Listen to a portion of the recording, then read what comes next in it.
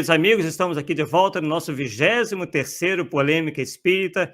É uma satisfação, uma alegria estarmos aqui de volta, trazendo mais um tema instigante para o nosso estudo, para a nossa apreciação. E estamos aqui junto com o Paulo Neto nesse estudo que ele fará sobre EQM, que é a experiência de quase morte, que não é um tema assim tão polêmico, porém foi um tema citado pelo Paulo Neto quando ele tratou da questão das colônias espirituais.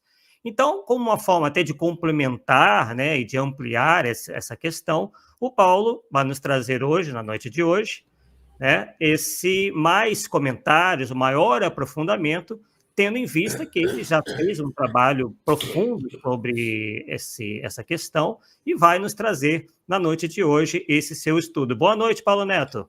Boa noite, Arthur. Boa noite a todos que estão no chat aí, a Shirley.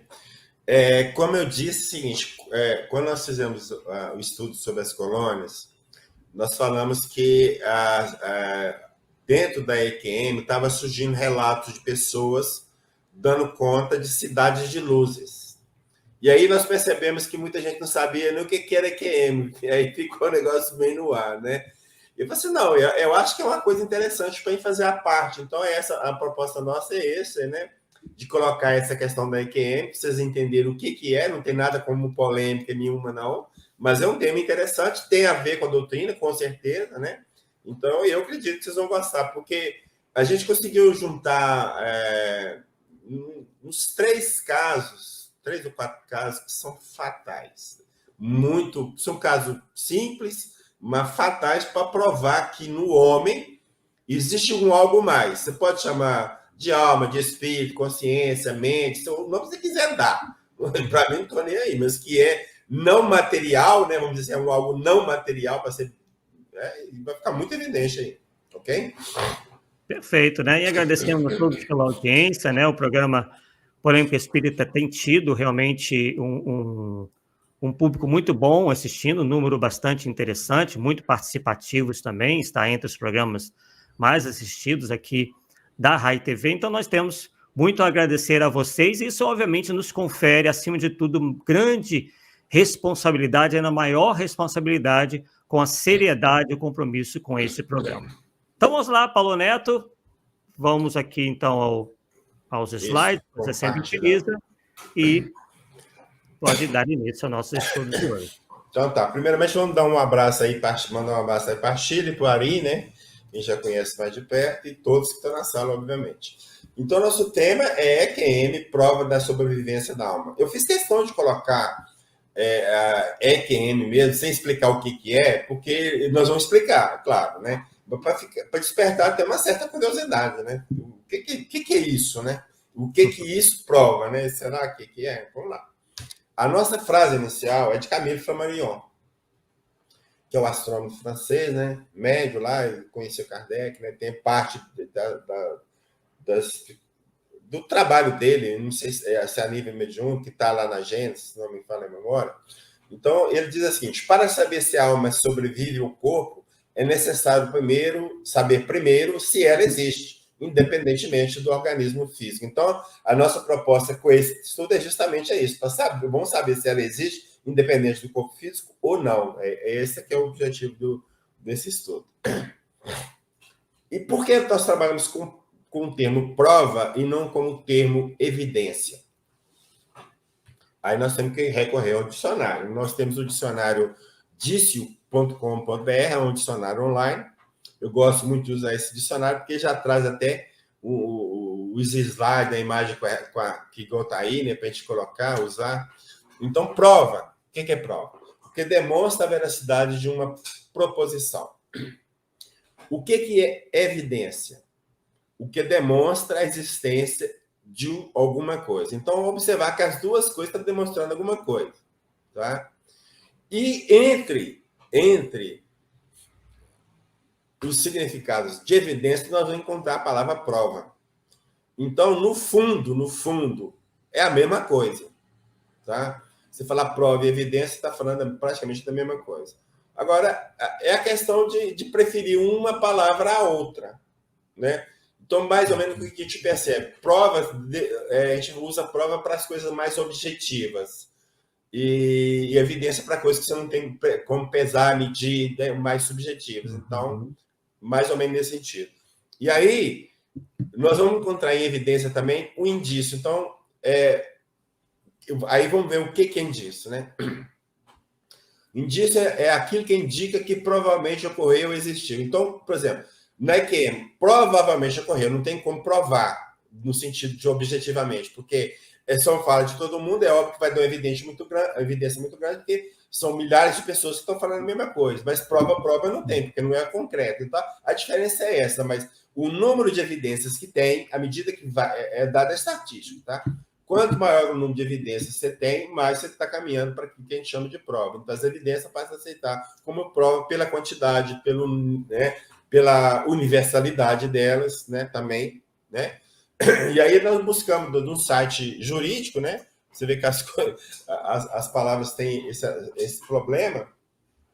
Então, a explicação do advogado Marco Antônio, ele vai dizer o seguinte: ele vai pôr provas versus evidências. Ou são provas ou são apenas evidências. Então, ele deixa ou uma coisa ou outra. As provas são concretas, documentadas, então é algo mais objetivo. As evidências precisam de provas. Então, necessitam de prova. Tem certeza, mesmo sem contar com provas objetivas. Provas objetivas. Então, a medida é algo subjetivo, mas a quantidade te vai chegar à conclusão, não, isso é isso mesmo. Por exemplo, muitas vezes a polícia não tem como provar que fulano que matou. Né? Não tem como provar. Mas a quantidade de evidências que a polícia levantou presume que foi ele. A presunção de prova que foi ele, não tem outro jeito. Né? É mais ou menos isso aí. Tá? Então, para mim, não faz muita diferença usar uma ou outra. Eu prefiro prova para trabalhar com uma coisa mais concreta, mais objetiva. É só isso. Tá? Bom, então tá aí. EQM. O que é isso? Né? É a primeira pergunta que a gente tem que trabalhar. Então, eu vou buscar no site InfoEscola uma definição que Ana Lúcia Santana dá. Né? Ela é mestre em teoria literária, ela vai falar o seguinte: nas experiências de quase morte, então aí o que seria EQM? Seria a abreviação de experiência de quase morte, a primeira letra da expressão né, de experiência, Q de quase e M de morte. Né? E isso já virou, popularizou de tal forma que se você falar EQM, todo mundo sabe o que você está falando. Tá certo? Hoje já se sabe. Então, lá, nas experiências de quase morte, as pessoas encontram-se normalmente mortas clinicamente, sem o decreto da morte cerebral. Supostamente são transportadas para uma outra dimensão de existência. Obviamente que aqui nós estamos falando de uma pessoa que não é espírito, então por isso que usou supostamente, né?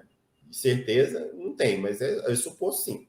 Que passam por sensações e visões, retornam para essa vida e se revelam transformadas, renovadas em suas atitudes e crenças.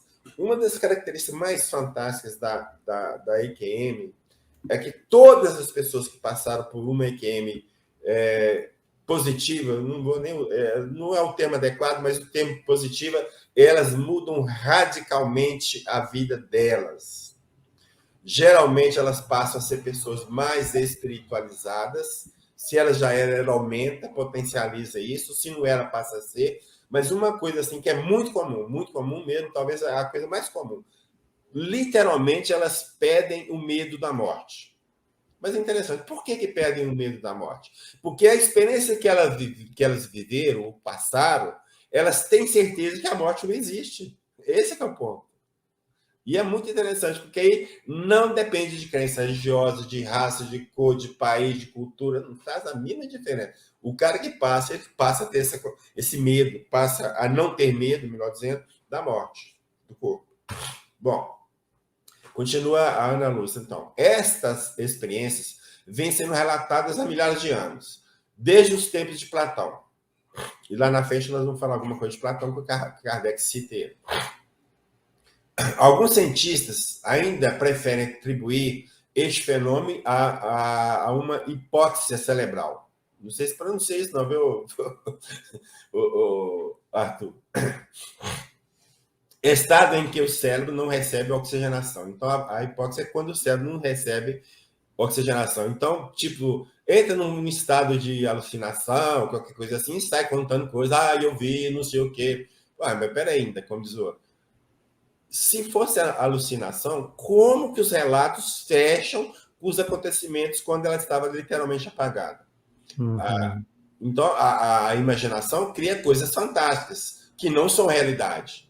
Porque se a imaginação está criando realidade, então não é imaginação, são fatos que você viu, que não tem como explicar, mas viu. Né? Bem simples, né? Aí continua lá. Então, além dessa hipótese cerebral, poderia ser por efeito de determinados remédios consumidos pelo paciente. Então, geralmente, aí quem não concorda, isso é falta de oxigenação, isso é questão de remédio. Outros falam que é crença religiosa, vão por aí fora. Ou seja, quer negar de qualquer jeito essa realidade. Mas por que essa negação? Porque as pessoas parecem que não querem que o espírito exista, tá certo? E começam a negar. Então, a fonte disso tudo é uma pessoa materialista, não tem outro jeito, né? Não tem outra fonte, né? Eu não sei essa característica da pessoa materialista. Bom, a EQM, experiência de quase morte, a EFC, o que seria? Experiência fora do corpo. E aí eu bolei uma inicial, que seria MPV, que seria o quê? Manifestação de espírito de pessoa viva. São, a nosso ver, então é pessoal meu, casos de estados em que, em certo momento, vivencia a alma. Embora sejam produzidos em situações diferentes, todos esses casos têm origem no mesmo fenômeno espiritual, ou seja, a emancipação da alma. Então, quando eu falo de experiência quase-morte, eu estou colocando um tipo de emancipação da alma. A experiência do corpo, mesma coisa. E manifestação de espírito de pessoa viva é a mesma coisa. Então, a base é a mesma, que produz coisas diferentes. Ok? Então, se mesmo na condição de encarnado, o espírito pode se manifestar, então fica evidente que ele tem vida totalmente independente da do corpo. Razão pela qual poderá, de igual modo, manifestar essa a morte desde o corpo. Deu para entender? Ou seja, se eu tenho um espírito que ele pode se comunicar, então ele não depende do meu corpo para comunicar. Ora, se ele não depende do meu corpo para comunicar, o dia que eu não tiver corpo, por que ele não pode continuar comunicando na condição de espírito? Né? Então, essa que é a ideia. Né?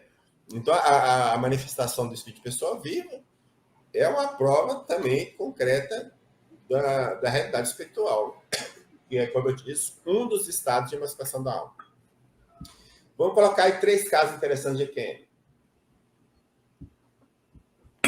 Vamos lá.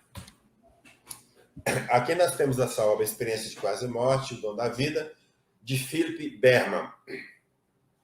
Ele vai relatar o caso do Dr. Jorge Rodonaya, que era um médico recém-formado russo, e ele vai contar a experiência dele. Então, o doutor Philip Berman vai falar. Inclua a história do doutor Rodonaya aqui não apenas por ser dramática e poderosa, mas porque ele passou por um dos casos mais longos de EQM clínica jamais registrado. Esse caso é extraordinário mesmo. Dado como morto imediatamente após ter sido atingido por um carro em Tbilisi, Geórgia soviética, em 1976, foi deixado por 3 dias num necrotério. Então, ou seja, ele foi atropelado, pegaram o corpo dele e enfiaram dentro da geladeira. Ficou 3 dias dentro da geladeira. Para ser bem claro. Então, ele não retornou à vida até que um médico começou a fazer uma incisão no seu abdômen como parte de uma necrópsia. Então, lá na Rússia, era obrigatório fazer necrópsia das pessoas em determinadas situações. E o caso dele será um. Então, quando eles tiraram ele da geladeira para fazer a necrópsia, começou o procedimento, e voltou a viver. Peraí, ainda não me corta não, meu. Né? Aí vamos lá que o próprio Dr. Rodonaya vai contar a experiência dele. Então, diz assim, no dia seguinte, no dia da minha partida para os Estados Unidos, ele foi permitido, ele parece que não estava se adaptando muito ao regime russo, e para ficar livre dele, deixar ele ir para os Estados Unidos. Tá? Até dizem que esse acidente foi um acidente montado para matar ele, deixar ali, mas queria matar antes de ir, qualquer coisa nesse sentido. Bom, então deixaram, ele estava lá, eu esperava um táxi. Quando vi um carro subir na calçada, evitar algumas árvores e avançar diretamente sobre mim. Aquilo tudo aconteceu no instante. Primeiro vi o carro vindo em minha direção. Depois eu o senti me atingindo em cheio. Acho que voei uns 10 metros. Aterrissei de rosto para baixo e então o carro passou por cima de mim novamente. O cara queria me matar, né? Daquele momento em diante, devo ter ficado inconsciente porque não sou capaz de me lembrar de mais nada do atropelamento e da cena do atropelamento. Ou seja, do fato real, ele não se lembrou mais, né, de nada acontecido. Lentamente eu ressumi minha pessoa e comecei a pensar a respeito do que tinha acontecido, do que estava acontecendo. Está repetido.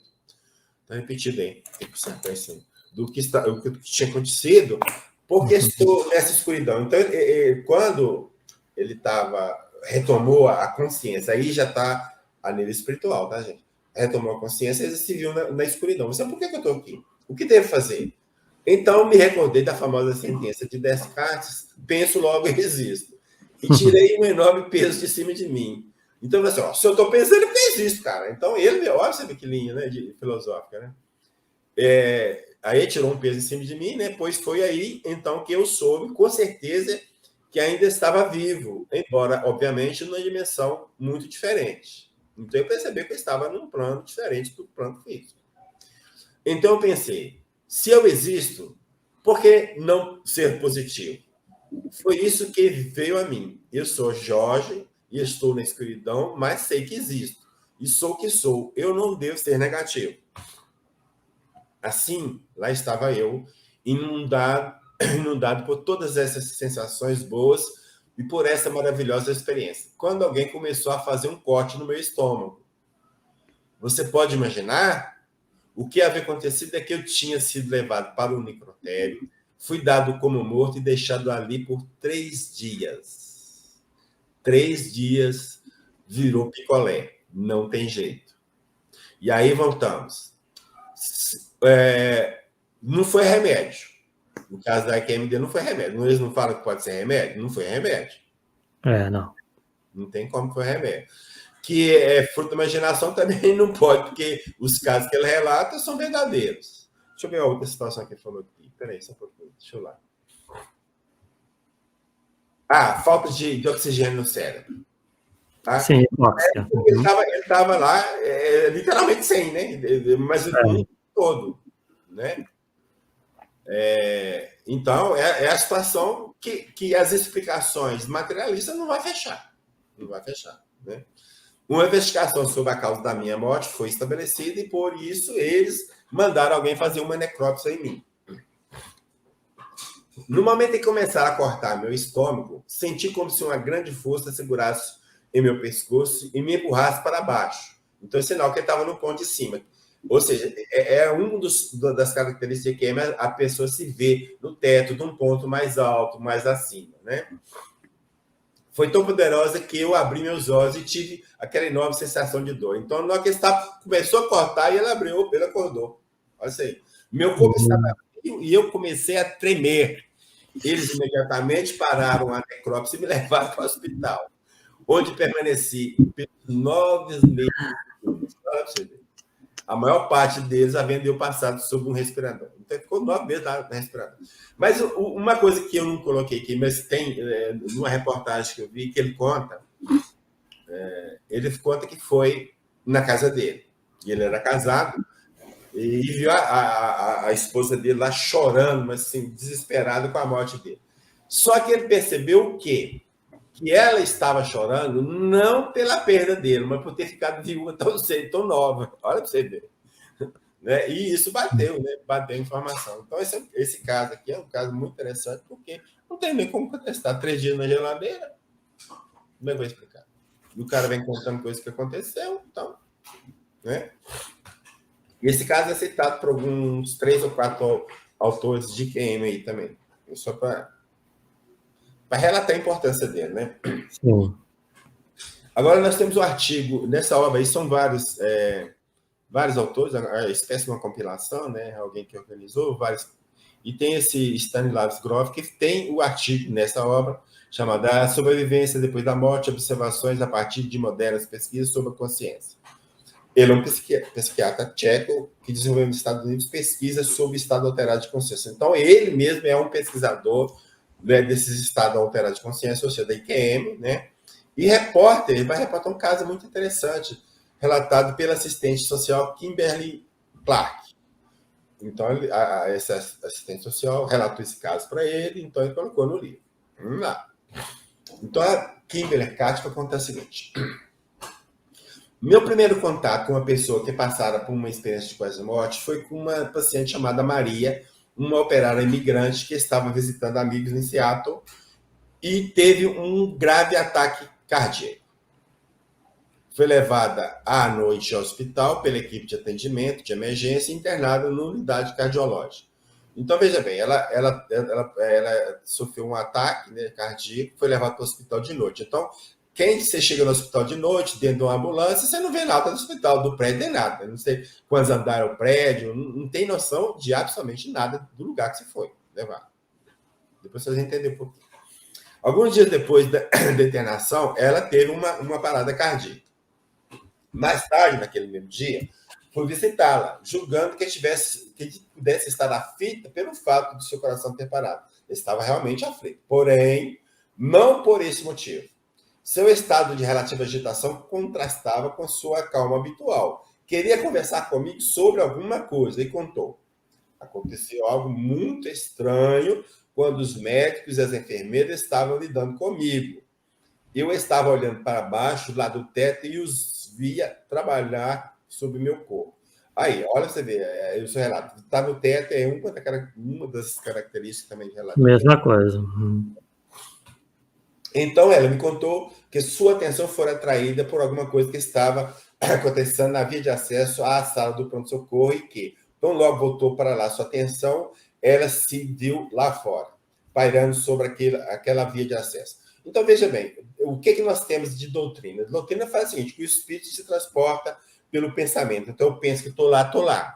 Bem rápido, assim como é lá. Então, o que aconteceu? Assim, alguma coisa chamou a atenção dela que está acontecendo lá fora, e ela, por ter a atenção voltada para esse local, ela foi. O espírito dela foi para aquele local, deu para entender? Mas então Maria passou a relatar que a sua atenção havia sido novamente atraída, desta vez por um objeto colocado sob a sacada do terceiro andar da extremidade norte do edifício. Então, vamos lá. Se ela entrou à noite dentro da ambulância, ela não tem ideia de quantos andares tinha o prédio. Se era um só, se era dois, se era três, se era cinco. Ela falou que estava no terceiro andar. Então, alguma coisa que ela percebeu, como? A nível de espírito, claro. Então, ela imaginava a si mesma indo até lá, percebeu então que seus olhos fixavam num cordão de tênis junto a um tênis. Então, quando ela imaginou ir lá, ela foi, né? Chegou lá perto do terceiro andar, viu um tênis, né? E pediu-me, então essa senhora pediu para a enfermeira que tentasse implantar, só, pelo amor de Deus, encontra esse tênis, para ver que isso não é fruto da minha imaginação, que eu não estou criando. A enfermeira foi lá, então. Ela queria que alguém mais soubesse que aquele tênis estava realmente lá para confirmar sua experiência fora do corpo. Tomada de emoções confusas, saí do prédio, olhei para cima, examinando as sacadas, mas de qualquer maneira não podia ver grandes coisas. Do ponto que ela estava, do lado de fora, olhando para cima, não ia ver nada. Então, subiu até o terceiro andar e comecei a entrar e a sair dos quartos dos pacientes. E a olhar pelas janelas, que eram tão estreitas, que eu tinha de colar o rosto na vidraça para conseguir ver a sacada. Então, tinha uma sacada em cada janela, uma sacada pequena, uma certa dificuldade para olhar. Eu tinha que pregar o rosto lá, descer no vidro, para poder enxergar alguma coisa. Então, o que aconteceu? Ela foi entrando e saindo dos quartos, entrando e saindo, até que, finalmente, eu encontrei um quarto onde, ao comprimir o rosto sobre a vidraça e olhar para fora, vi o tênis. Meu ângulo de visão era muito diferente daquele sob a qual Maria devia estar olhando para conseguir perceber que o dedinho havia desgastado o lugar onde ficava no contato com o tênis. Olha para você ver, esse pequeno detalhe só poderia ser visto por quem estava perto do tênis. Então, significa dizer o quê? Que o espírito da Dona Maria foi e lá perto viu o tênis. Ó, desgastou o dedinho, desgastou aqui, ó. Fez um buraquinho no tênis, de tanto uso, né? e que o laço fora dado para trás do calcanhar. Olha você ver, os dois detalhes. Ele só pode ter visto por quem estava lá. Assim como outros detalhes que ela não descreve, né, a respeito do lado do calçado, porque não estava visível para mim. Então, a Dona Marisa descreveu o tênis assim, de uma precisão fantástica, que só pode ter sido porque ela estava diante do tênis. Não tem outro jeito. Mas se o corpo dela estava lá, na parada cardíaca, então o que foi lá pedir o tênis? O espírito dela, a emancipação da alma e o espírito. Desculpa, a emancipação da alma, o espírito dela saiu do corpo, foi lá e viu o tênis. Não tem outro jeito. Ela só conseguiria observar todos esses detalhes, né? Continua enfermeira lá do tênis, se estivesse flutuando do lado de fora do prédio e muito perto do tênis. Eu peguei e o levei para Maria. Foi para mim uma evidência muito concreta. É um fato, é um caso, eu acho que simples, né? Os simples geralmente têm os melhores elementos para provar. Não tem como, não tem como, cara. Muito simples, mas muito interessante. Quer comentar alguma coisa dele aí, Arthur? Muito interessante, né? Me fez lembrar até daquela imagem que pegaram de algo entrando pela janela do hospital onde o Chico Xavier estava internado, né? Quer dizer, a capacidade que tem os espíritos de se transportar para onde eles quiserem, né? Não tem essa questão de obstáculo material, de altura, nada disso, né? Exato. Então... Aí, eu vou usar essa frase. Basta um corvo branco para provar que nem todos são negros. Fecha? Eu não tenho que mostrar que provar que todos os casos é quem. Eu tenho um bem provado, tenho um bem documentado, acabou. Uhum. Então, eu não tenho que provar que todos os corvos são negros. Então, eu preciso de um branco. Se eu pego um branco, eu tenho preto e branco. É isso que está falando. Então, é o objetivo. Braiweiser, ou Braiweiser, não sei como é que pronuncia aí, Arthur, é conhecido de todos nós, né? Tem muitos livros aí dele sobre experiência de quase morte, de reencarnação, né? Então tem esse específico dele aí, muitas vidas, uma só alma. Aí tem um outro caso muito curioso. A paciente, uma senhora idosa diabética, tinha sido hospitalizada para exames médicos. Então dá a entender que foi um exame de rotina, foi lá no hospital, vou fazer exame. Durante a internação, ela teve uma parada cardíaca e entrou em coma. Os médicos lutaram freneticamente por ela e pediram ajuda a seu cardiologista. Ele entrou correndo na unidade de terapia intensiva, então ela estava na UTI, né? E com isso deixou cair sua caneta de ouro, que foi parar debaixo de uma janela. Durante uma rápida pausa no processo de ressuscitação, ele a recuperou. Bom, mais tarde, a mulher contou que, enquanto a equipe trabalhava, ela flutuava sobre o seu próprio corpo e assistia a todo o procedimento de um ponto acima da mesa de remédios. Ó, o ponto de cima, né? Perto da janela. Ó, sempre de cima. Ela via tudo que estava acontecendo em volta do seu corpo, ouvia tudo, via, né? E ouvia tudo que os médicos diziam, mas para a frustração ninguém podia ouvir. Os esforços dos médicos deram resultados e a mulher voltou à vida. Bom, eu assisti a todo o procedimento. Ela disse a seu cardiologista. Ele ficou atônito. Ou seja, ele ficou espantado. Como, né? Aí ele fala assim, não é possível. Você estava inconsciente, estava em coma. Aí ela vem, bonita aquela caneta que você deixou cair. Deve ser valiosa. Você viu? Claro. Caiu perto da janela, mas você foi lá recuperá-la. Ela contou e passou a descrever a caneta, a sequência das pessoas que entraram e saíram da UTI e o que cada um havia feito, coisas que ninguém poderia saber sem ter estado lá. Mas ela estava apagada, não é? Sim. O cardiologista ainda estava abalado dias depois, quando me contou o caso. Ele confirmou que tudo o que a mulher dissera tinha de fato acontecido e que as descrições eram precisas. E não havia dúvida de que ela estava inconsciente. Agora, a cereja do bolo desse relato. Além disso, ela ficara cega há 5 anos. A alma podia ver, seu corpo não. Alguém pode me dar uma explicação dessa aí, Arthur? Não tem como, né? Viu a caneta, viu quem entrou, quem saiu. Ué, Uhum. ela estava cega, cara. É. Então, teoricamente, ele não podia ver nada, para falar que é o corpo que viu. É. Agora, nós sabemos que os espíritos veem pelo perispírito, não são cegos, não existe espírito cego. Né? Nós temos espírito que, quando viram, foram cegos, mas espírito cego nós não temos. Uhum. Né?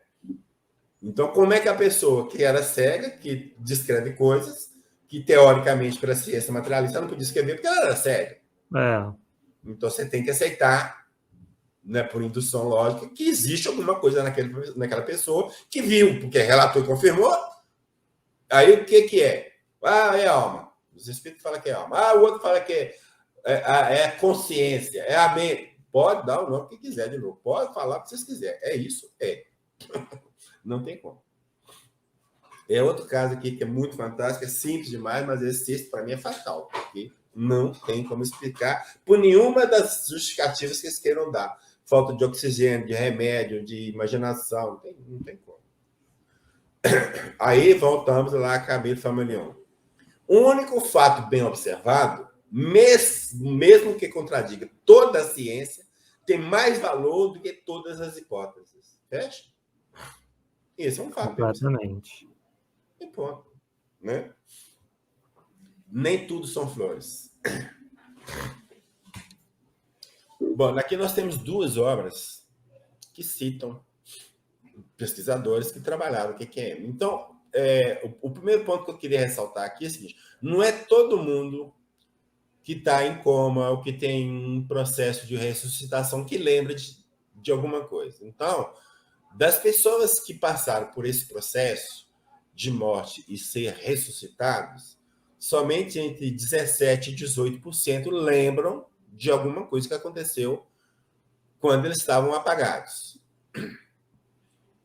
Isso não significa dizer que os outros também não lembram, porque o grande problema é que muitas vezes a gente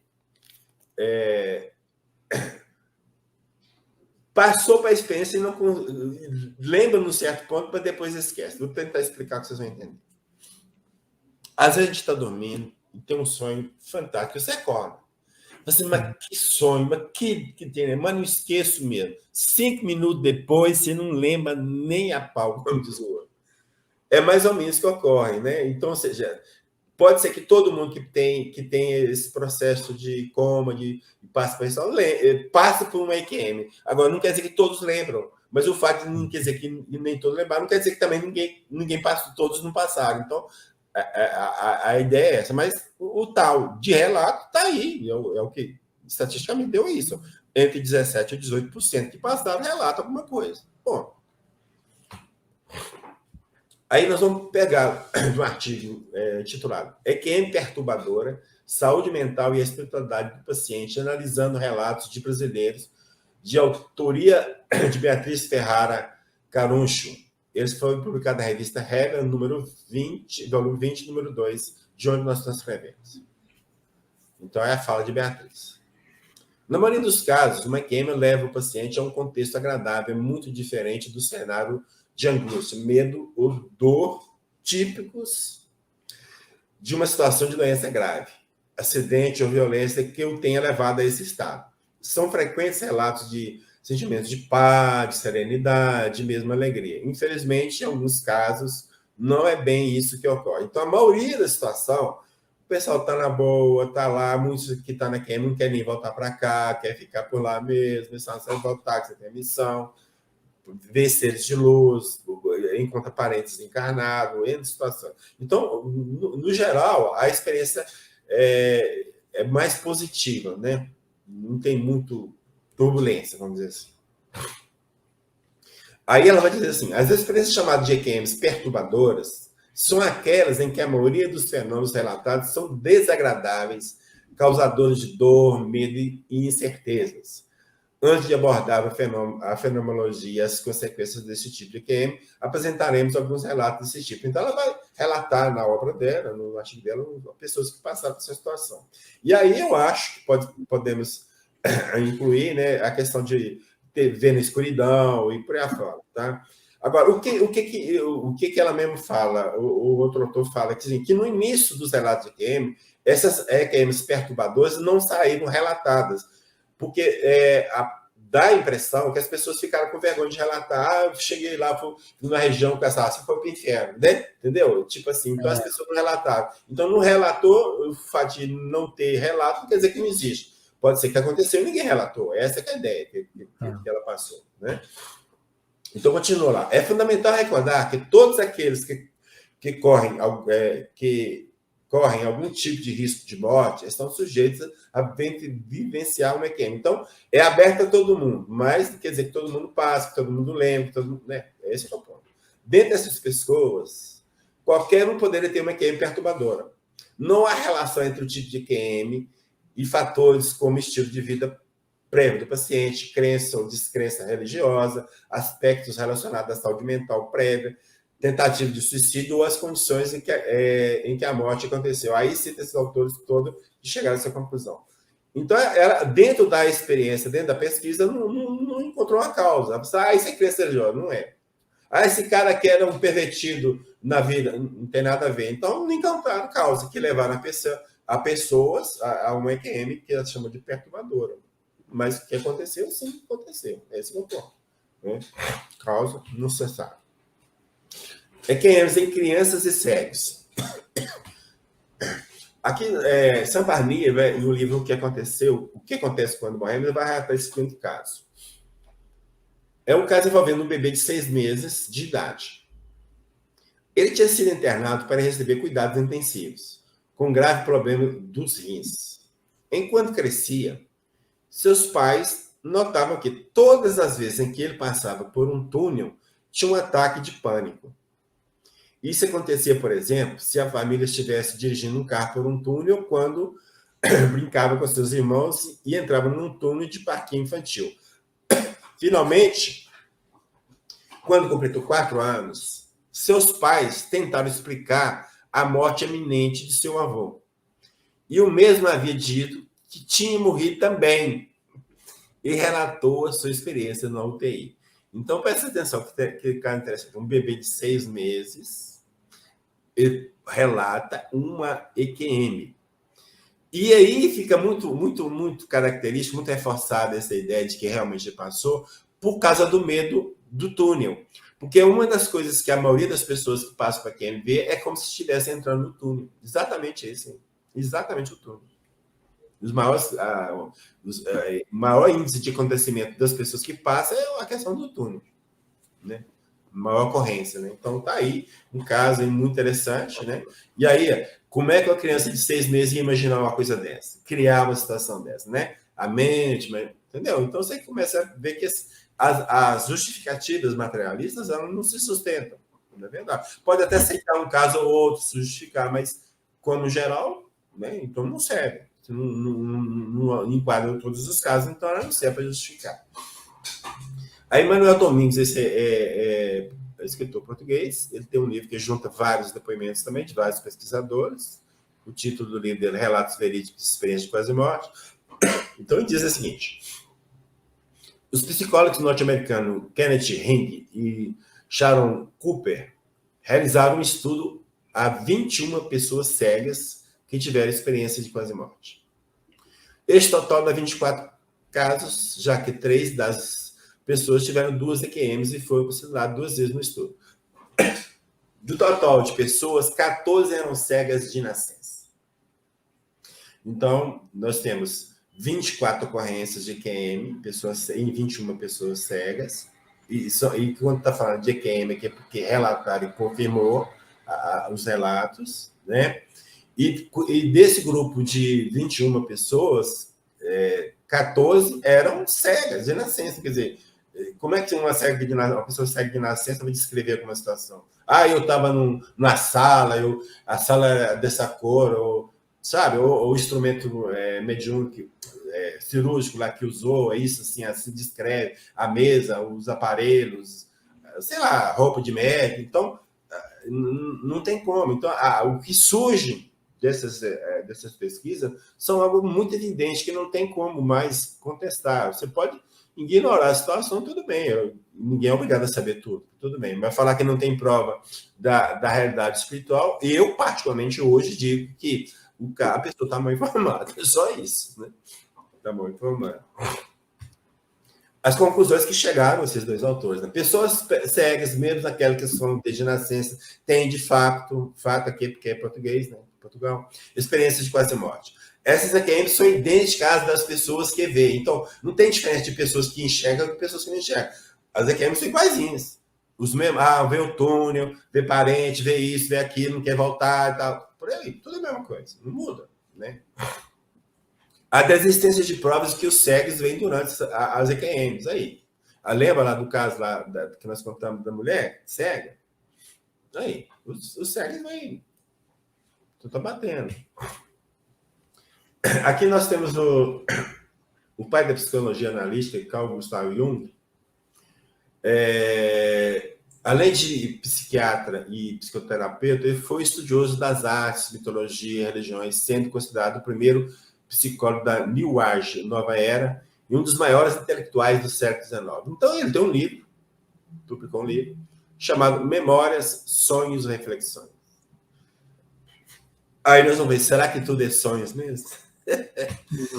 Então, no início de 1944, fraturei um pé e logo depois tinha um infarto cardíaco. Ó, o infarto cardíaco, levou lá. Durante a inconsciência, tive delírios e visões. Delírios e visões. Que provavelmente começaram quando, em período de morte, administraram oxigênio e cânfora. As imagens eram tão violentas que eu próprio concluí que estava prestes a morrer. Parecia-me estar muito alto no espaço cósmico. Muito ao longe, abaixo de mim, eu via o globo terrestre banhado por uma luz azul. Aí, Arthur, a Terra não é plana, não, cara. É globo terrestre. Via também o mar de um azul intenso e os continentes. Parecia-me estar muito alto no espaço cósmico. Muito ao longe, abaixo de mim, eu vi o globo terrestre banhado por uma maravilhosa luz azul. Via também o mar de um azul intenso e os continentes. Justamente sob os meus pés estava o Ceilão e na minha frente estendia-se o subcontinente indiano. Meu campo visual não abarcava toda a Terra, mas sua forma esférica era nitidamente perceptível e seus contornos brilhavam como prata através da maravilhosa luz azul. Em certas regiões, a esfera terrestre parecia colorida ou machetada de um verde escuro como prata oxidada. Vamos lá, que é o tempo que ele usou. Delírios e visões. Seria delírios e visões ou ele estava no EQM?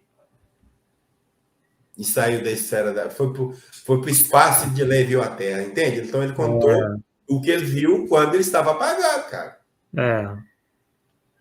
Tá certo? Uhum. Então é a situação. Aí quando você pega os outros relatos, não, é isso mesmo que ele viveu. O nome que ele deu aqui, delírio e visão, porque muitas vezes você dá um nome que é porque você não acredita ou porque você não sabe o nome técnico daquilo também. Sei lá, né?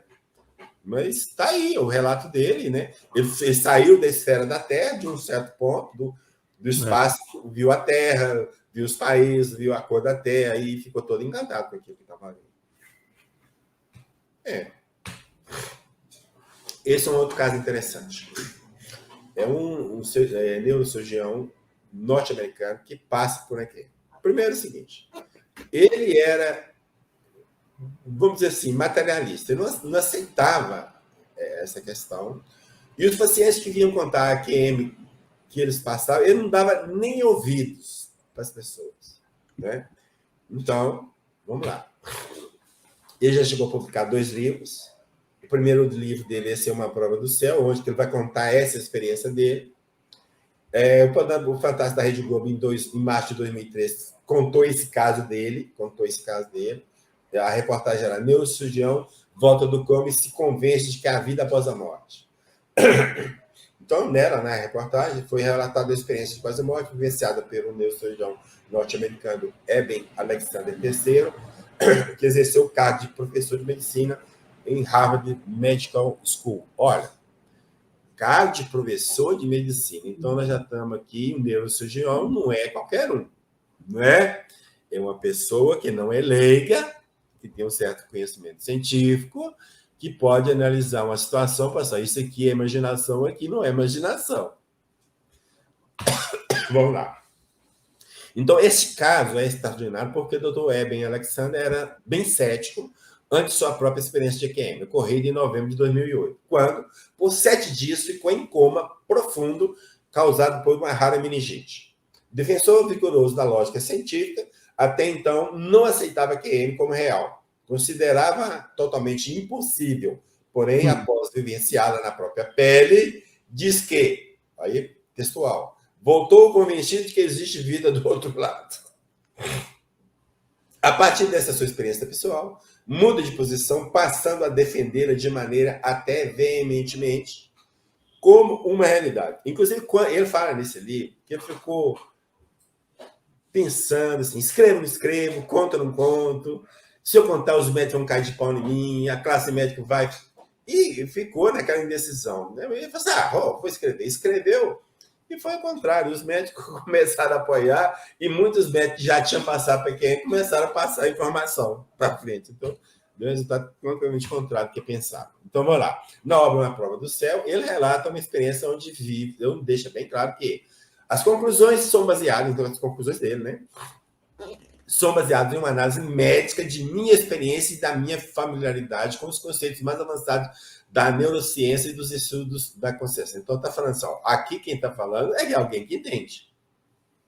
E um pouco mais à frente, ela remata o seguinte, sei a diferença entre a fantasia e a realidade.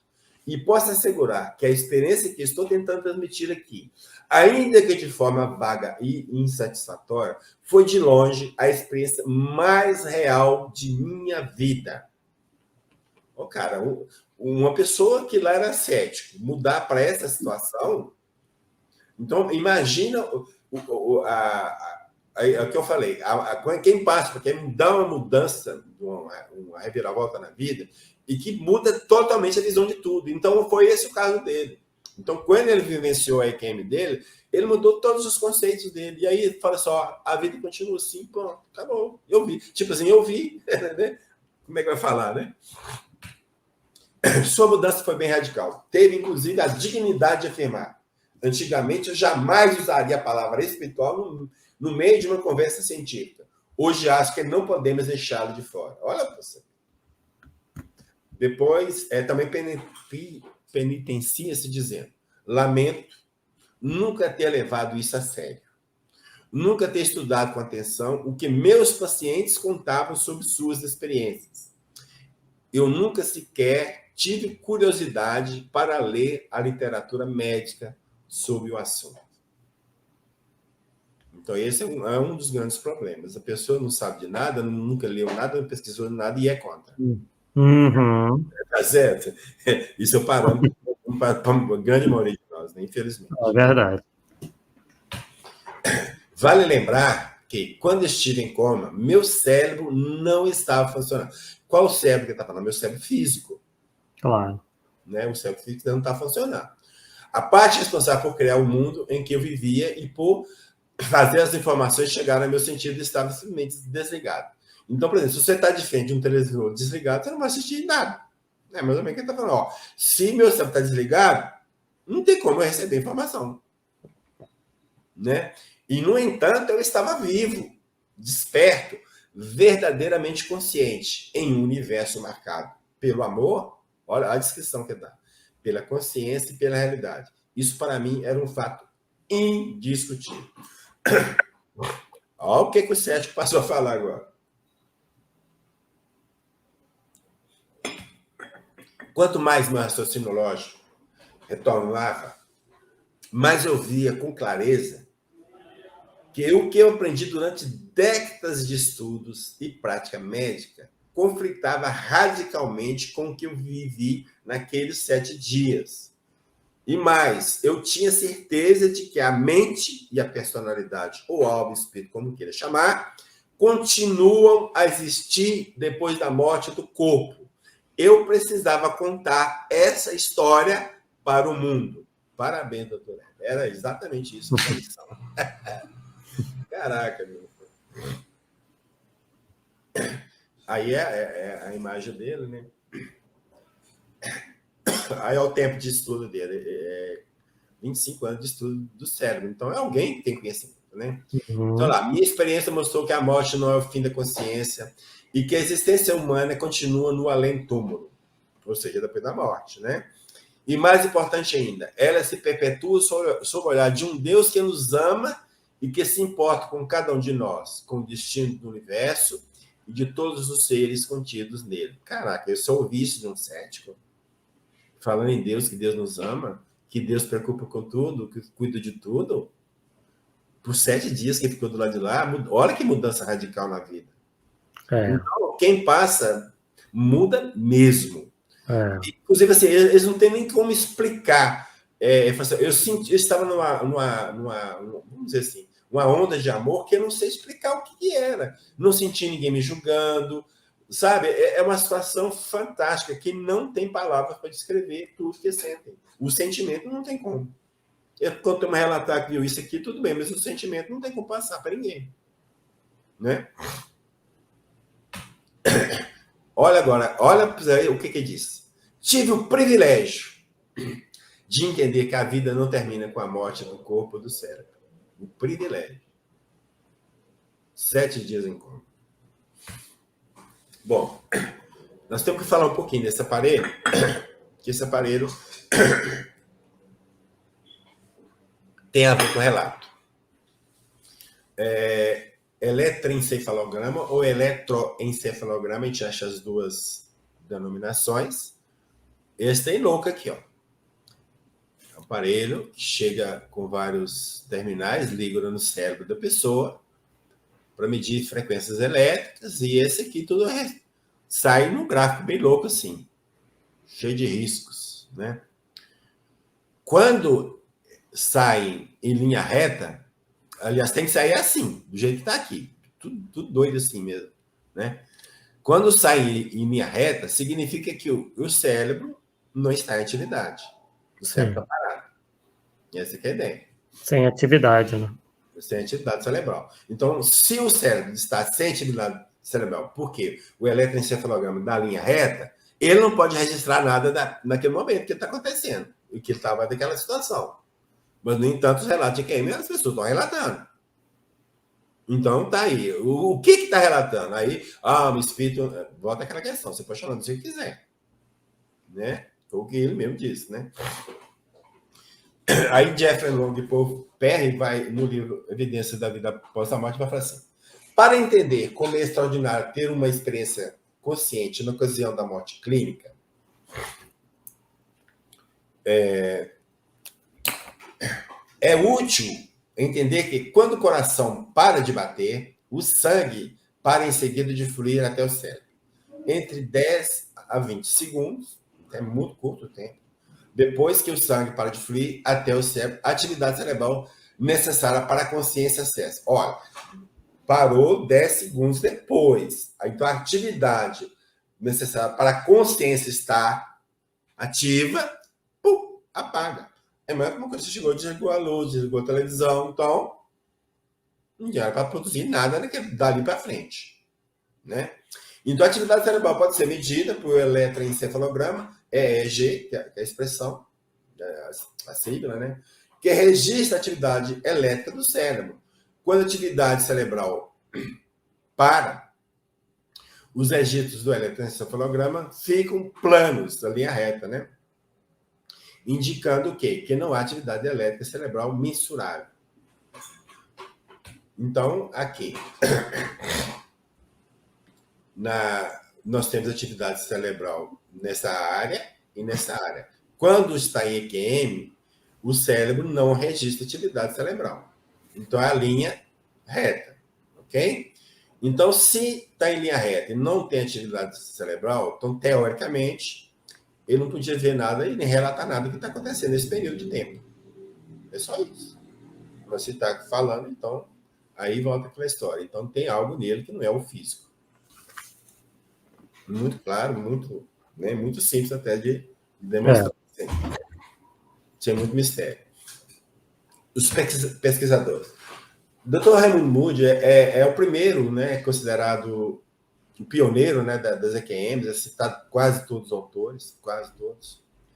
Então ele vai falar o seguinte, no livro A Vida Depois da Vida, ele vai falar o seguinte: a descrição dos eventos testemunhados enquanto fora do corpo conferem muito bem com o que de fato ocorreu. Então, tudo que o cara falou, conferiam. Vários médicos me disseram, por exemplo, que ficaram desconcertados por ver como pacientes sem conhecimento médico podem descrever com detalhes e tão corretamente o procedimento usado nas tentativas de ressuscitá-los. Muito embora esses eventos tenham acontecido enquanto os médicos sabiam que os pacientes envolvidos estavam mortos ou sem atividade cerebral. Para o médico holandês Pim van Lommel, especializado em cardiologia, ele também é um pesquisador da EQM, né, estudioso, ele vai falar o seguinte: a EQM pode ser definida como uma memória que é relatada de todas as expressões que ocorrem durante um estado especial de consciência, tais como uma experiência fora do corpo, sentimentos agradáveis, visão de um túnel, de uma luz, de familiares falecidos ou de uma retrospectiva da vida. São descritas muitas circunstâncias durante as quais ocorre EQM, tais como paragem cardíaca, então é uma da situação que leva lá a morte clínica, choque após perda de sangue, lesão cerebral traumática, ou hemorragia intracerebral, quase afogamento ou asfixia.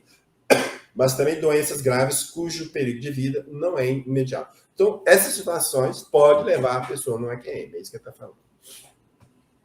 Aí o Manuel Domingues, né, ele junta vários autores nessa obra, então vários artigos e autores citados, nós temos essa lista lá. Raymond Moody, Melvin Moss, esse Atawawater, não sei se pronuncia assim, chutando mesmo, Pim van Lommel, Kenneth Ring, já citamos De Perter, Bruce, Michael, Stevenson, Mário Gomes. Isso, se a gente pegar de todos que citam, vai dar uma lista muito grande. Eu estou pegando só dessa obra, para não ir muito longe, mas todos os autores citam outros. Todos. Citam vários pesquisadores. Uns, coincidentemente, estão aí nessa lista, mas tem muitos que não estão. Mas eu não quis sair fazendo a lista de todos, né, que foram citados, de todos os livros que eu manuseei, mas só neste livro que eu trabalhei para ficar mais objetivo, para não estender a lista demais. Aí nós falamos do Dr. Samparni e voltamos a ele. Ele é um dos maiores especialistas mundiais em estudos clínicos sobre a morte, o estado da mente humana e a experiência de quase-morte. Divide a sua atividade acadêmica entre as pesquisas nos hospitais do Reino Unido e na Cornell University, em Nova York. Fundou a pesquisa de consciência, é isso? Na Universidade de Santa Grupo de Pesquisa da Consciência. O texto é em português de Portugal, tá, gente? Por isso você vê uns trem meio estranhos, essas acentuações estranhas, atividade, conceito. Bom, então a Parni apresenta o dilema da ciência médica.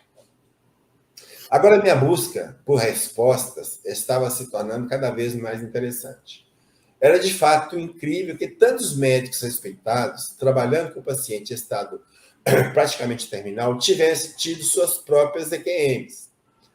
Havia realmente alguma coisa extraordinária acontecendo. Como as pessoas conseguiram se lembrar de detalhes de forma tão clara quando estavam sob morte clínica durante 30 a 45 minutos? Esse era um dilema que não poderia ser descrito tão facilmente como com nossos conceitos atuais de medicina. Quer dizer, ele está falando, a medicina não tem como explicar isso. Não. E não tem porquê. A medicina ainda trabalha dentro da questão mais material do ser humano. Ela não encontrou o ser espiritual no ser humano ainda. Então, ela acha que o cérebro que produz o pensamento, por exemplo. Né? Mas se o cérebro produz o pensamento, quando o cérebro está apagado, o que traz o pensamento da pessoa e coisas que aconteceram e bateu lá quando ele estava com o cérebro apagado? Então, eles não sabem explicar. Não vai explicar nunca. Né? E quanto a outros fatores, geralmente é apresentado, o Dr. Sampani diz o seguinte: não há evidências para fundamentar o papel das drogas. Lembra que nós falamos de medicamentos lá atrás? Falta de oxigênio, falamos também. Excesso de dióxido de carbono, potássio, sódio, como causa das EQM. Né? Curiosamente, os níveis de oxigênio eram maiores em pacientes com EQM do que aqueles sem. Mas tínhamos de ser bastante cuidadosos ao interpretar isso, já que tínhamos uma amostra de pessoas com EQM muito menor do que 100. Então, assim, o meu universo de pesquisa é pequeno, eu não posso bater o martelo, mas o que eu estou vendo é isso. Então, tudo que fala aí de droga, falta de oxigênio, excesso disso, não tem nada a ver, nada disso explica EQM.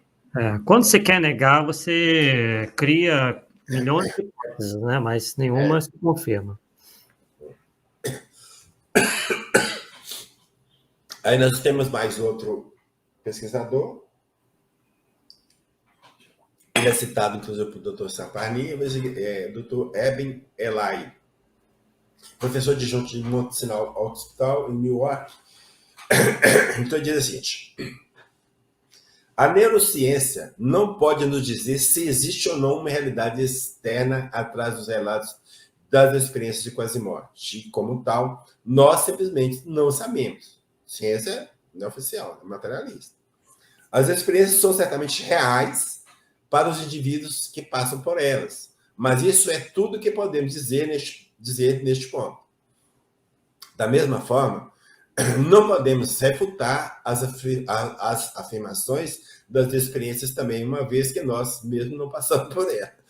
Ou seja, ele está falando, é real, não podemos refutar porque eu não passei por ela. Não tem experiência do pecado, eu tenho que acreditar. Todo mundo falando que passou por isso, por qual motivo que eu vou ter que não passaram? Qual motivo que eu tenho para negar? Todo mundo mentindo? Todo mundo inventando? Então, é a questão da lógica, né?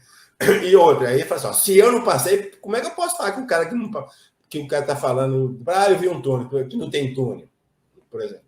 Então, você tem que viver. Aí, quando você vive, igual o caso do Dr. Eben Alexander, porque quer mudar radicalmente de posição. É esse que é o ponto. É muito simples.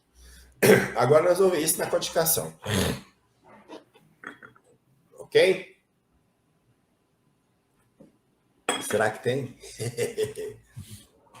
Na codificação, Kardec não aborda a questão da forma como a vemos hoje. Entretanto, ele menciona situações equivalentes, como são os casos de morte aparente, catalepsia e letargia, ocorrências que, bem provavelmente, podem propiciar ao indivíduo uma experiência de EQM.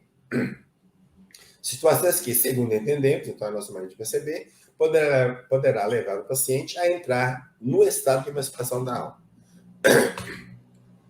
Aí, o que é emancipação da alma? Estágio particular da vida humana durante o qual a alma despende dos seus laços materiais, então a alma sai do corpo, recupera alguma de suas faculdades de espírito, então passa a ser o espírito, está fora do corpo, é o espírito, né? E entra mais facilmente em comunicação com os seres incorpóreos. Revista Espírito de 1858, Kardec vai mencionar quem? O Platão. Lembra que lá no início nós falamos de Platão? Que é o filósofo matemático da Grécia Antiga. Então, ele vai falar que em sua alegoria, Platão, né? Do fuso da necessidade, Platão supõe uma conversa entre Sócrates e Glauco. E em pés do primeiro, ou seja, Sócrates, o discurso seguinte sobre a revelação do Armínio é personagem fictício. Vamos ver o que é narrado nesse livro. A narração que eu vou lembrar, disse Sócrates a Glauco, é de um homem de coração. O Armênio, originário da Panfilha, foi morto em batalha. 10 dias depois, como se carregavam os cadáveres já descurados daqueles que tombaram com ele na guerra, né? O seu foi encontrado são inteiro. Levaram-no para casa para fazer seus funerais. Então, estava lá catando os cadáveres depois da guerra, encontrou dele, 10 dias depois da guerra, você vê, encontraram dele, levou para casa para preparar para enterrar. No segundo dia, então, 10 dias, 2 dias depois, então 12 dias, né? Quando ele estava sob a fogueira, ele reviveu e contou o que viram na outra vida. Então, ele contou a vida. 12 dias depois, contou a vida. Então, ele diz, logo que a sua alma saiu do seu corpo, partiu com uma multidão de outras almas e chegou a um lugar maravilhoso onde se viam na terra duas aberturas vizinhas uma da outra e duas outras aberturas no céu que correspondiam àquelas. Entre essas duas regiões estavam sentados os juízes. Então parece que você está vendo o julgamento, né, dos mortos, né? Desde que pronunciavam uma sentença, ordenavam aos justos para tomar seu caminho à direita por uma abertura do céu. Depois de lhes afixar à frente um leiteiro contendo o julgamento dado em seu favor, e aos maus de tomar o caminho à esquerda dos abismos, tendo atrás do dorso um escrito semelhante onde estavam marcadas todas as suas ações. Então, os bons vão para a direita, tinha um leiteiro, só você fez isso, o julgamento está favorável. O outro, tudo que fez de mal nas costas. Pode ser.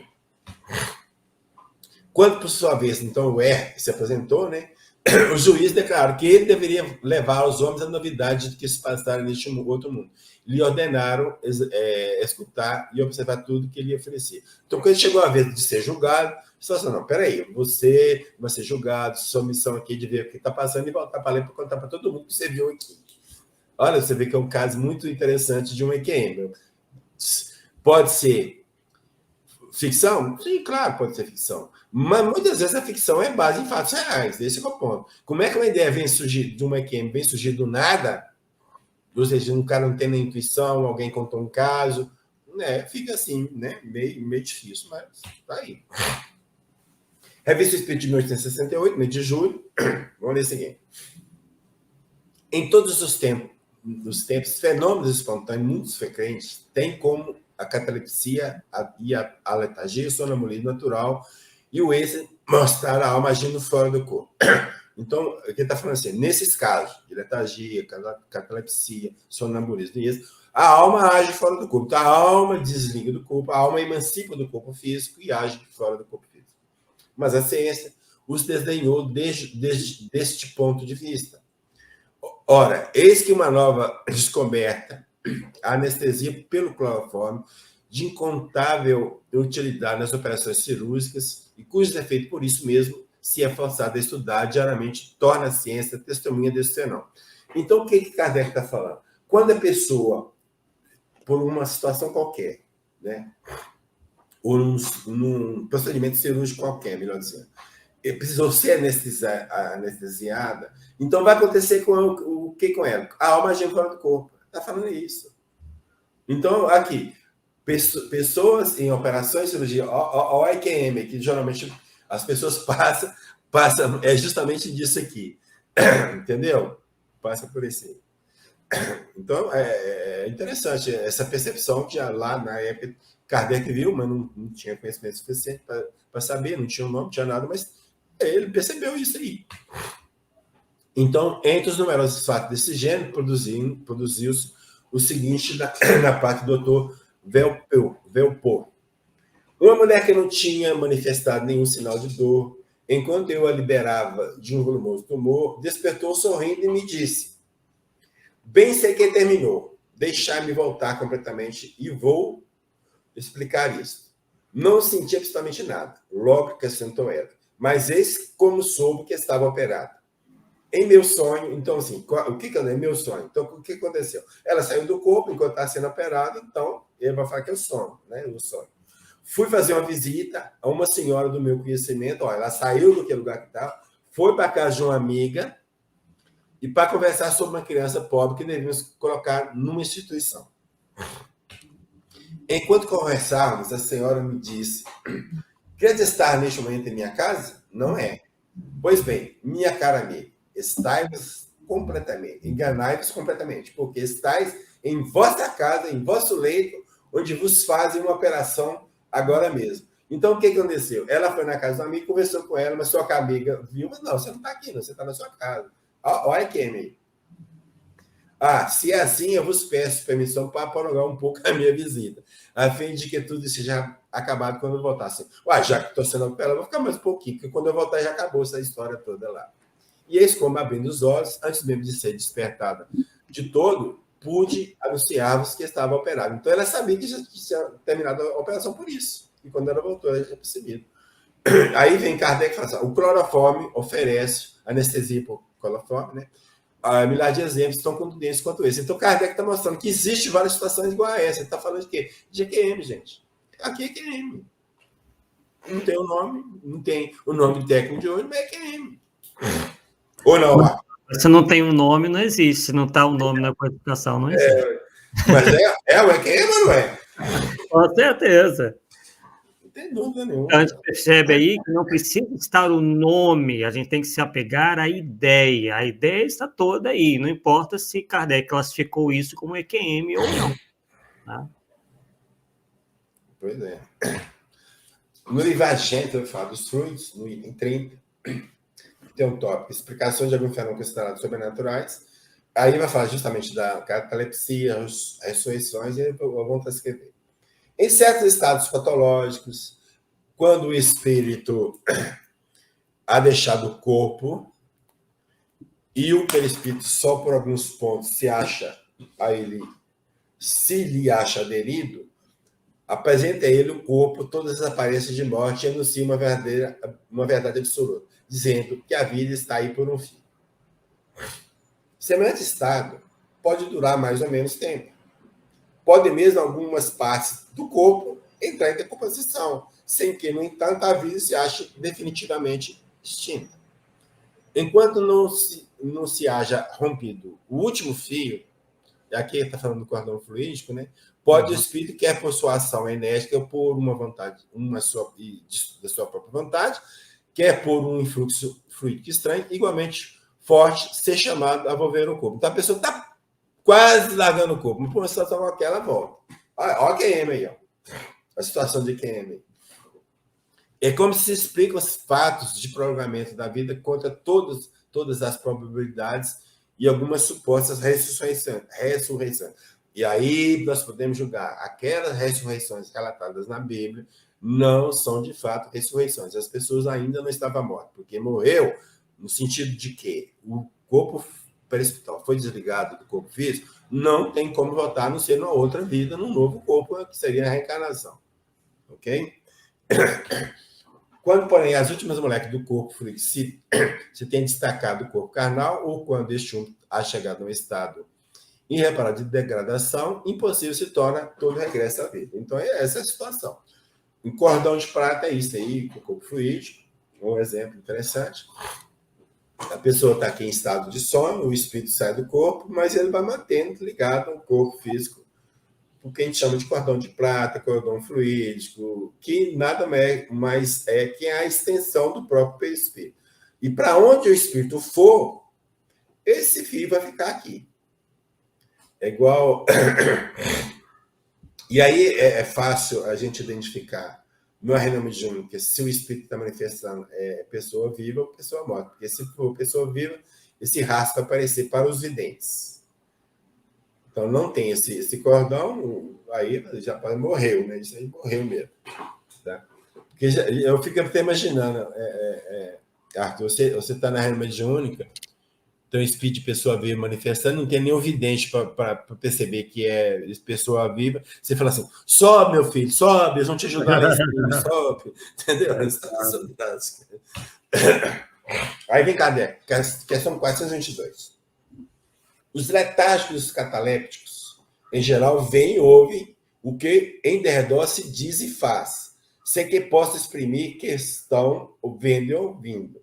É pelos olhos e pelos ouvidos que tem essas percepções. Então, o Kardec está falando, nos casos de letargia cataléptica, os caras que sentem tudo que está acontecendo na volta. Então, ele está colocando o quê?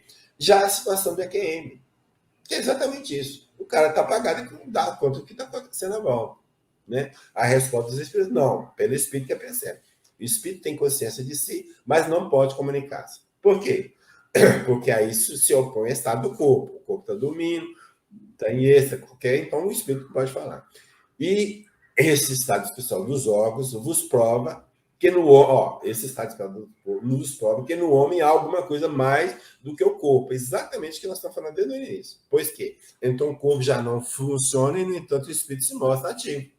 Se o espírito conta casos de coisas que aconteceram no período que o corpo estava apagado, desligado, ou no eletroencefalograma linha reta, Então, tem alguma coisa além do corpo. É isso que está falando aqui, está batendo com o que nós desenvolvemos até agora. Na letargia, pode o espírito separar-se definitivamente, desculpa, inteiramente do corpo, de modo a imprimir todas as aparências de morte e voltar depois a habitar? Na letargia, o corpo não está morto, porquanto há funções que continuam a executar-se. Sua vitalidade se encontra em estado latente, como na crisálida, porém não aniquilado. Ora, enquanto o corpo vive, o espírito se lhe acha ligado.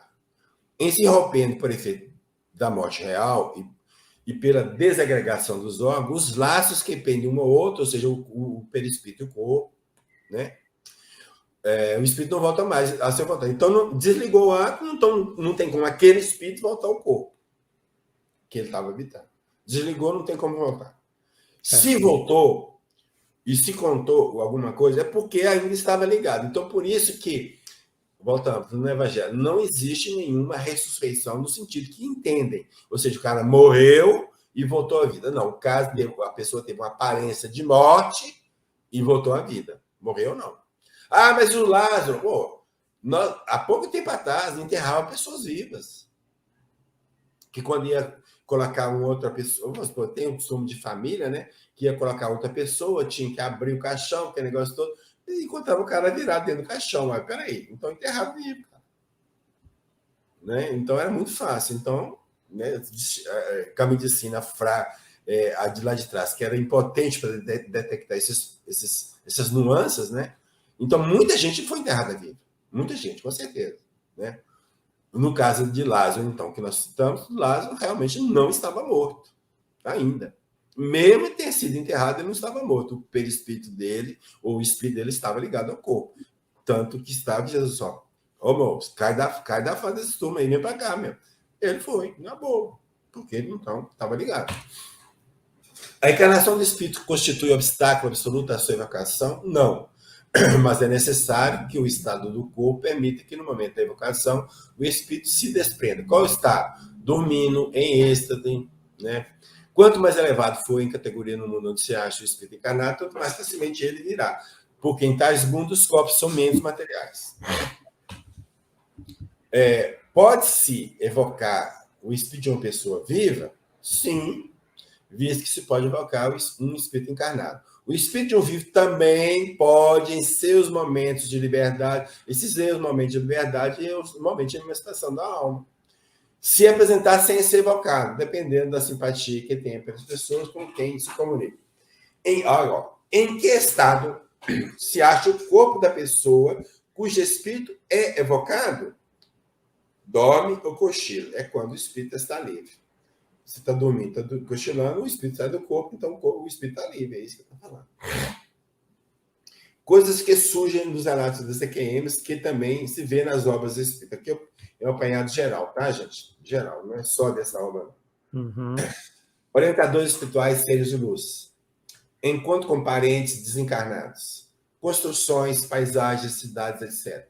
Retrospectiva dos fatos da vida. Somos os próprios juízes dos nossos atos. Percepção das emoções das pessoas que se magoou. Uns têm o livre-arbítrio para voltar ou não. A outros é imposta a volta. Visão 360 graus e cegos com percepções visuais. Conversa não verbalizada, mas por telepatia. Isso é interessante, porque na doutrina espírita que a gente comunica, por quê? Pensamento é pensamento, olha aí. Espírito ajudando a equipe médica. E a maioria dos médicos trabalhando, os enfermeiros, estão lá. Tem médico que se olha para sua casa e diz, você tem isso. Mas de o quê? Eu não examinou nada, como é que está falando que tem isso? Provavelmente o espírito lá está ajudando o cara, né? Tem simpatia por aquele médico, está intuindo, a doença daquele cara é assim. Ou então o cara rodou tudo que tem médico, não achou, vai num, o cara acha. Entendeu? Então, existe muito, só que a gente não percebe, né? Infelizmente não percebe. E a questão do cordão fluídico, né? Que é percebido em vários relatos. Os próprios espíritos, as próprias pessoas vendo o cordão fluídico. Aí voltamos lá no Dr. Raimundo Moura, agora o outro livro dele, Reflexões sobre a Vida Depois da Vida. Aí construir tem cidades de luz dentro do capítulo 9 elementos do qual estou escrevendo. É só um pedacinho para mostrar uma das coisas que aparece lá, e foi essa coisa que nós citamos lá nas colônias. Tem conversado com inúmeros indivíduos que falam com notável consistência de terem visto relances de outros campos de existência que bem poderiam ser chamados de celestiais, ou seja, campos celestiais. Julgo interessante a ocorrência em diversos desses relatos de uma mesma expressão, uma cidade de luz. Então a pessoa em QM cai na dimensão espiritual, e nessa dimensão espiritual vê uma cidade de luz. É isso aí. Aqui é um trecho da obra em que uma mulher descreve a sua experiência. À distância poderia estar uma cidade. Prédios separados uns dos outros, eram polidos, brilhantes. As pessoas eram felizes ali. Água límpida, que refletia a luz. Repuxos. Creio que o melhor meio de descrever seria dizer uma cidade de luz. Esplendorosa. Tudo brilhava, uma maravilha. Mas se eu estivesse nela, se eu entrasse nela, creio que jamais teria voltado. Se eu for parando, voltando. Disseram que se eu entrasse ali, não poderia regressar. Se você fosse, não volta mesmo, não. Né? E isso, muitos relatos têm isso. Não pode passar daqui. Se você passar, você não tem como voltar. E outro, não, você tem que voltar que não é sua hora. E por aí fora. Que a opção era exclusivamente minha. Então, a ela foi dada a opção de voltar ou não. Mas muitos são impostos. Então, interessante é isso aí. E aqui, então, é só para mostrar, e já estão caminhando para o final, para mostrar que essas coisas estão surgindo cada vez mais, de pesquisadores, as revistas já estão relatando, né? Aí, aqui a revista Galileu, por exemplo, né, em novembro de 2012, né, saiu, esse aqui do site, tá? Na coluna Medicina e Saúde, o que ocorre na antessala da morte. Os relatos se repetem, aí vem a projeção do corpo, movimento num túnel, bem-aventurança, visão da luz, encontro pessoas já mortas, revisão da própria vida, aquela retrospectiva, né? Entendimento, obstáculo, retorno à vida. Aí, aqui só esses casos mais interessantes, né? Nós ampliamos para ficar mais perto. Aí, ó. Projeção, sensação de que a pessoa deixou o corpo estar parando acima dele, ó, no teto. Ó. É um túnel que aparece demais da coisa. Né? Lembrança de ter sentido emoção profunda. Não tem como explicar como é que sente, que tem envolvido numa onda de amor que eles não tem como explicar. Visão de luz, encontro com luz, ser de luz, cidades de luz. E tudo isso está lá registrado. Vários pesquisadores, né, que isso aqui como se fosse o comum, na maioria deles, está aí relatado, a ciência já está cada dia mais chegando nisso aí. Isso aqui é só ampliando o que estava lá, fechando. 2 pensamentos de pessoas que trabalharam com o pesquisaram aqui, obviamente. O fato da ciência não poder medir a alma em laboratório não significa que ela não exista. As EQMs fornecem evidências científicas tão poderosas que é razoável aceitar a existência de vida após a morte. E fechando agora com o Dr. Erlando Guimarães Andrade. Ele vai falar de reencarnação, mas reencarnação é uma coisa que tem a ver, né? Deste modo, querer ou não, em tal possibilidade, já pode estar na dependência de achar-se bem ou mal informado acerca do avanço das pesquisas científicas realizadas também neste campo de investigação. Aí, pode encaixar aqui. Não nos parece mais tratar de uma questão de posição doutrinária, e muito menos de uma questão de bom senso. Daqui para frente, serão os fatos, e não apenas as opiniões pessoais, que deverão pesar na avaliação das conclusões acerca da sobrevivência, ou seja, sobrevivência da alma. Sim. Então, o doutor Renan está falando assim, ó, se você não acredita, você está mal informado. É bem simples. Então, aí pegamos essa frase desse filósofo, diz assim, há 2 maneiras de ser enganado. Uma é acreditar no que não é verdade. Isso é que todo mundo sabe. Aí essa outra, para mim, que foi novidade, que eu achei interessante. A outra maneira de ser enganado é se recusar a acreditar no que é verdade. Pode escolher, por que lado você está. E aqui, esse material, a origem dele, que eu apresentei no 14º ENIP, aqui que ocorreu aqui em Belo Horizonte, eu apresentei esse tema EQM, Prova da Sobrevivência, um termo bem reduzido, que foi publicado nessa obra. Todo o evento sai publicado na obra, dos trabalhos que são publicados no evento. O meu está aí no meio, e eu ampliei, né, e pedi para o pessoal para publicar. Então, esse trabalho que a gente está apresentando para vocês de forma bem ampliada. E aqui a bibliografia é só do que eu falei aqui, não é de todo o estudo, né? De todo o estudo eu ponho lá no livro. As fontes todas, as imagens. E lá no meu site, sim, eu tenho o e-book com esse título, EQM, Prova da Sobrevivência da Alma. É só entrar lá, pode baixar. Já atualizei recentemente, né? Eu passei para você. Não tem como, você pega uma coisa nova e vai, eu aumentando, não quero nem saber. O negócio meu não tem fim, não. Achou uma coisa interessante, eu colocando. E o que eu sempre digo aqui, e hoje eu posso confirmar, o que a gente tem de pesquisa em inglês aqui, desse fato, é muito grande. Pena que eu não sei inglês, viu, Arthur? Mas a gente pode abrir um capítulo. Meu professor, o que fala meu professor de inglês? Né? E colocar alguma coisa. Manda para mim aí, eu vou te passando. Tá, então aí, gente, está disponível para quem quiser. Para quem quiser, é só entrar no meu site, paulosnetos.net, está lá. E sempre aquela questão, se tiver alguma coisa aí meio equivocada lá, por favor, me avise, que a gente quer estar certo, né? É certo. Falar, estar com a verdade, né? Nem ser o dono da verdade, mas estar com a verdade. Principalmente que a gente trabalha com princípios doutrinários, então acho que é importante. Perfeito, Paulo. Bem, vocês puderam ver aí, né, um estudo bem profundo. Quem quiser se aprofundar ainda mais, né, como o Paulo acabou de dizer aí, de indicar, tem um livro dele que vocês podem baixar gratuitamente no site, né, que ele já mostrou aí para vocês, né? Bem, então, não temos perguntas, né? O pessoal todo aqui agradecendo, inclusive, né?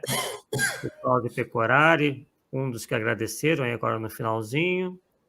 Né? Eu queria dar um recado para o Cláudio. Sim. Ô, Cláudio, na semana passada você perguntou por que nós não falamos sobre adulteração de agênese. Lembra? Foi outras pessoas já tinham falado isso também. Nós não podíamos adiantar muita coisa porque nós não tínhamos nada positivo. Nós fizemos convite para uma pessoa, a Luciana Faria. Ela foi escolher uma data para apresentar o trabalho dela. É uma pesquisadora que entrou de cabeça nessa história. Então, ela vai mostrar para nós se tem adulteração ou não. Tá? E vai mostrar para nós por que, que conclusão que ela chega e com base em que ela chega à conclusão. Tá? Então, nós só esperando ela marcar o dia, né? Mas já confirmou que vai fazer. E assim que marcar o dia, nós vamos que vamos, porque é um tema também interessante, fica muito zum por aí, as pessoas não sabendo das coisas, não tem aprofundamento, e nós muitas vezes não tem condições nem de aprofundar dentro dos modos de pesquisa que ela trabalhou, né? Quem precisa saber, muitas vezes precisa saber francês, entrar nas bibliotecas online lá em francês, e o trabalho não é fácil, cara, não é fácil não, então o trabalho dela é extraordinário. Então a gente vai trazer ela aqui, numa oportunidade que ela vai marcar com a gente, então fica aí o recado. Aguarde que então para frente vamos falar sobre as adulterações de agênese. Realmente, o trabalho dela é muito bom, muita capacidade técnica também, né? Ela que é dessa área de questão de documentação e tudo mais, então realmente uma pessoa muito indicada para fazer essa análise para a gente. E no próximo Polêmica Espírita, na semana que vem, né? Na quarta-feira, às 8 em ponto. Hoje tivemos um probleminha, conseguimos sanar, entramos um pouquinho depois, mas 8 em ponto é a nossa intenção estarmos aqui para tratarmos de um tema que é o tema do momento, em vista da proximidade, como todos nós sabemos, das eleições.